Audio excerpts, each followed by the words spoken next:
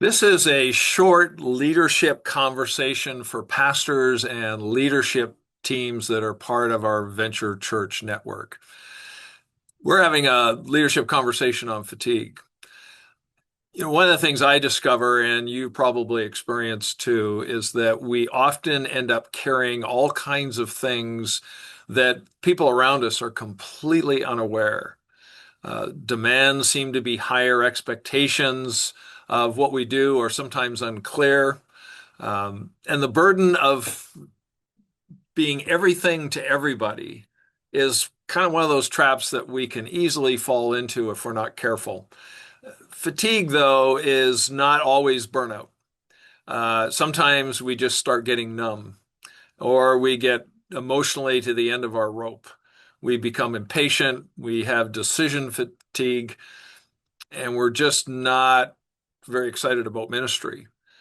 But fatigue isn't really a sign of failure. It's a signal that other things are going on. Uh, Maybe we're just carrying way too many things. We're trying to be everything to everyone, and we're not relying on the people around us to help share the load of ministry. And we have to sometimes pause and take a look at what we're ignoring in our life that's causing these kinds of things to pile up on us.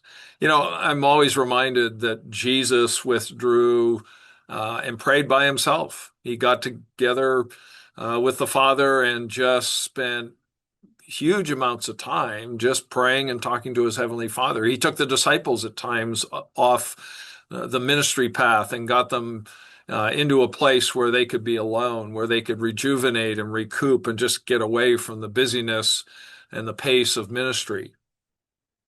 Jesus always made the claim that he did nothing on his own initiative, but he only did what he saw the Father leading him to do. And that's a really good lesson for us, is that this isn't about our performance and impressing people. It's about being faithful to what God's called us to do. So for some of us, we might have to slow the pace down, just slow our decision-making pace, stop putting so much pressure on ourselves to be perfect.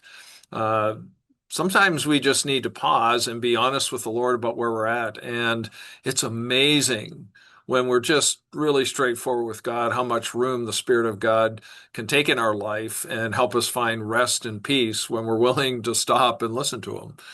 But, there's another practical solution that I want to suggest, and that is sometimes pastors and leadership teams don't communicate really clearly with one another, and they don't even know the load that each one is carrying.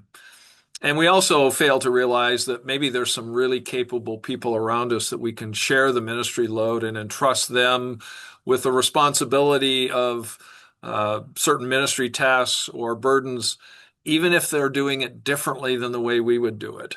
And so we don't really tap the full potential of the leaders that are around us. So, in all of this, I hope this leadership conversation is helpful and meaningful as you continue to lead in this season.